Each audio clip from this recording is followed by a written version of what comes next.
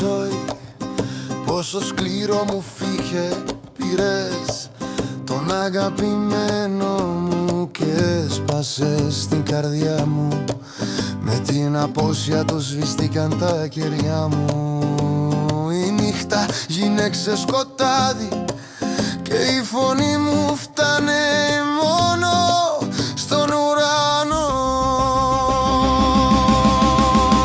Άνθιο, αγάπη μου, άνθιο, ο κόσμος είναι μόνο σκοτάδι και πόνος χωρίς εσένα.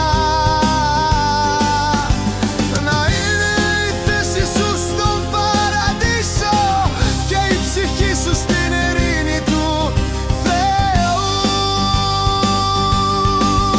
Ο χρόνος με σπάς με την φυγή σου, η ζωή με πρόδωσε με την απώλειά σου. Όλα κατέρευσαν μπροστά μου και ο αέρας δεν μου δίνει πια ανάσα.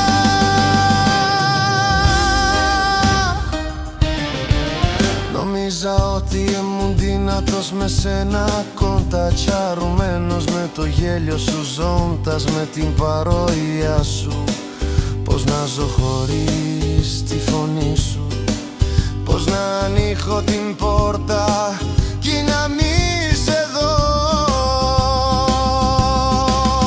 Η ζωή μας στήρεσε τις λέξεις «Ιμπαμπά» και «Μάμα». Ο ουρανός όλος κλάγει με μαύρα σύννεφα. Ο πόνος της καρδιάς μου δεν έχει μέτρο. Η θέση σου μέσα μου καίει σαν φωτιά. Μα η θέση σου είναι στον παραδείσο, αγάπη μου. Οι άγγελοι του Κύριου σε φυλάνε. Αναπέσαι σε ειρήνη, καρδιά μου και ψυχή μου. Και όσο και αν κρατήσει ο χρόνος, θα συναντηθούμε στον άλλο κόσμο.